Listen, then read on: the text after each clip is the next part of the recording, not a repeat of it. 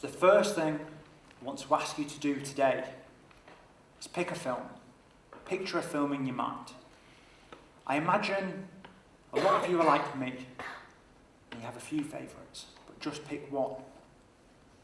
And ask yourself a simple question. Why do I like this film? A lot of you may have answers like, I like the main character. Maybe you think they're quite cute.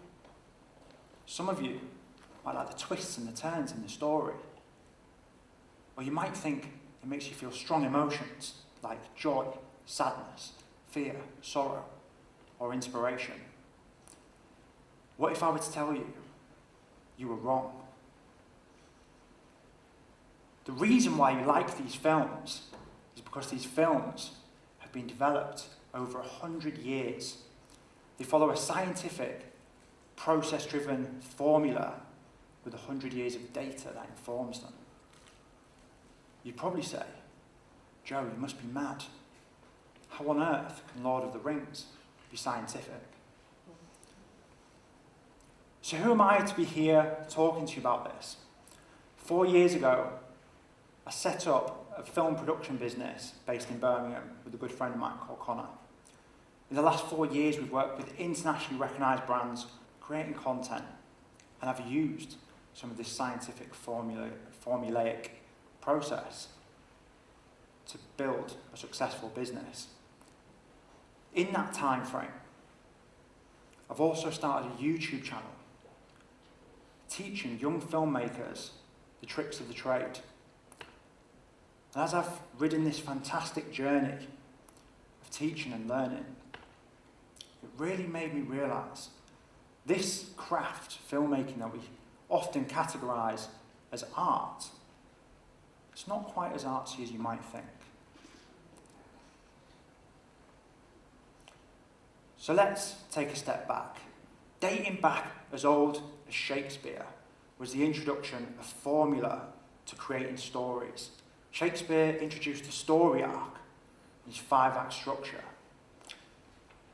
And companies like Disney and Warner Brothers were early in the game, understanding how to use formula to great success in their films. Did every Marvel film, Star Wars film, Lord of the Rings ever feel familiar to you? A bit similar? A bit samey? That's because they are. They all follow what's known as Joseph Campbell's hero's journey. And these films are so formulaic that even now, computer AIs, when given the input of the data about these films, can write scripts. And these scripts have been produced as films entered into film festivals and garnered great success. So let's take a look at Joseph Campbell's hero's journey, just to understand what I mean here. First of all, our hero is in the ordinary world. Frodo is in the Shire. Luke Skywalker is on Tatooine. And Harry Potter, he's in the cupboard under the stairs. Next, our heroes get their call to adventure. We all remember how Hagrid turned up at the door, booted the door down, and said to Harry, "You're a wizard, Harry." To which he replied, "But I'm just Harry." Then we meet some mentors and some helpers. We get our Gandalf, our Dumbledore, our Ron, Hermione, and Han, and Chewie.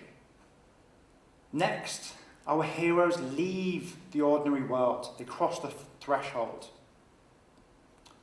Sam quite literally says to Frodo, "The next step will be the furthest I've ever been from the Shire." We learn about our allies. We have some tests. We learn about our enemies. He who must not be named is Saruman. In these next two phrases, the approach and the ordeal, this is where the film intensifies. Inevitably, our heroes face challenges. Harry battles off against a 3-headed dog some killer mermaids and a dragon, just to name a couple. And then we have the reward. Now what's the reward? The reward is a physical item or a piece of insight that enables our hero to complete their adventure, their journey. Think about Harry, the Deathly Hallows and the Horcruxes, or Luke Skywalker, understanding that his father is in fact the most powerful Jedi in all of the galaxy. And as we're charging towards the climax of the film, inevitably there's another challenge.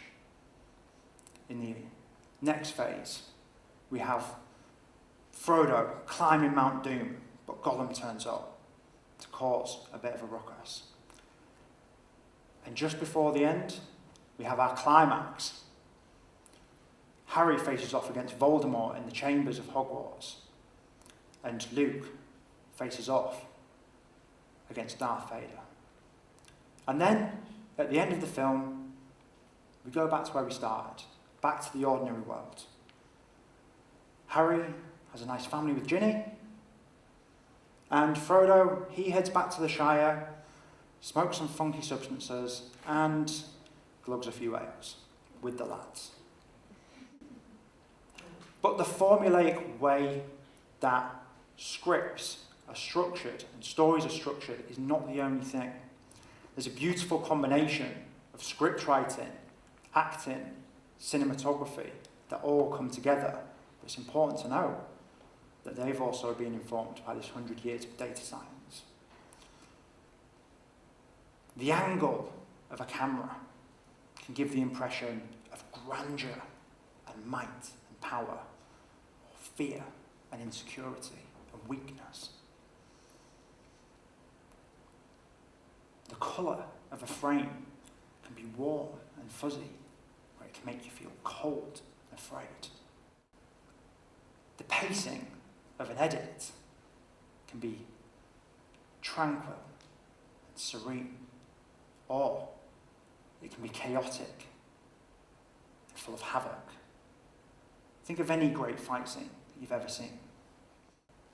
And we can't forget the impact of music and sound design. As filmmakers, we have two senses that we can speak to, our eyes and our ears. Now, in the early days of horror films, they were notorious for underperforming. This wasn't because they didn't have good actors, good stories, or a good plot. It wasn't because they didn't have good cameras. It's because the filmmakers hadn't quite grasped how to utilize music and sound effectively to build tension and suspense.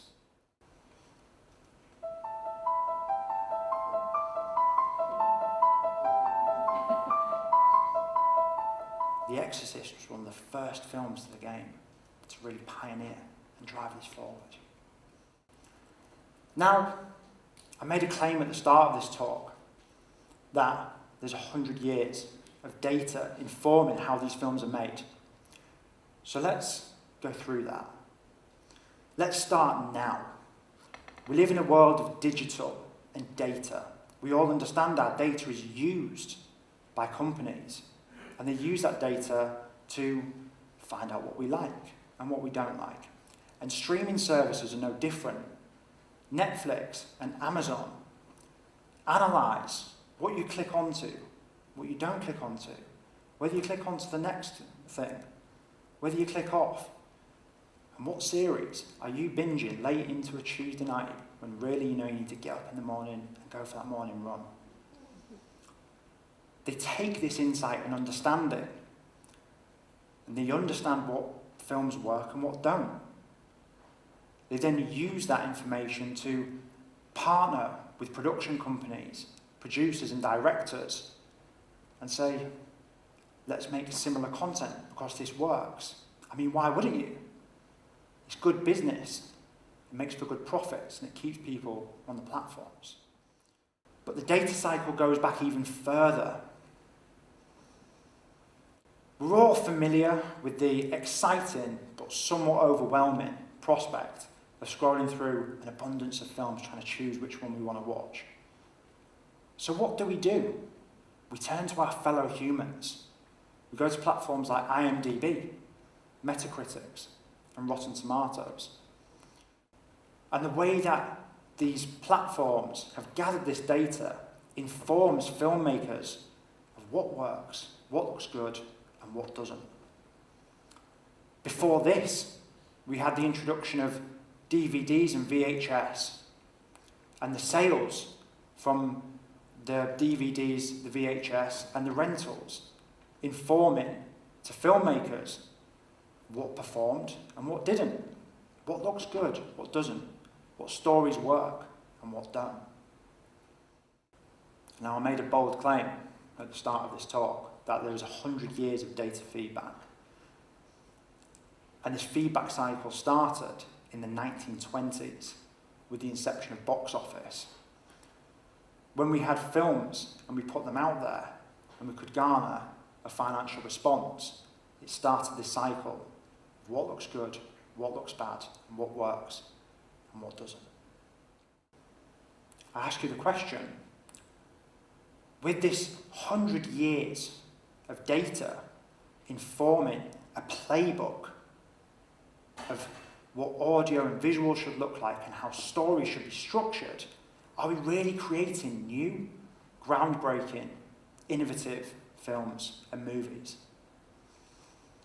No, we get sequels and prequels and trilogies of, admittedly, some fantastic films. I get it. We get one film and we want more. I fell in love too.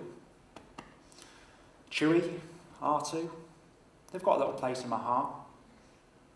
But it really made me think, can films outside of these moulds really succeed?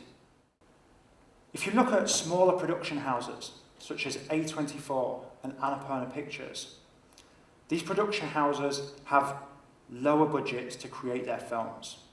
Lower budgets means lower financial risk, and it means that they take more risk in terms of writing plots, and more risks in terms of the audio and visual aesthetic.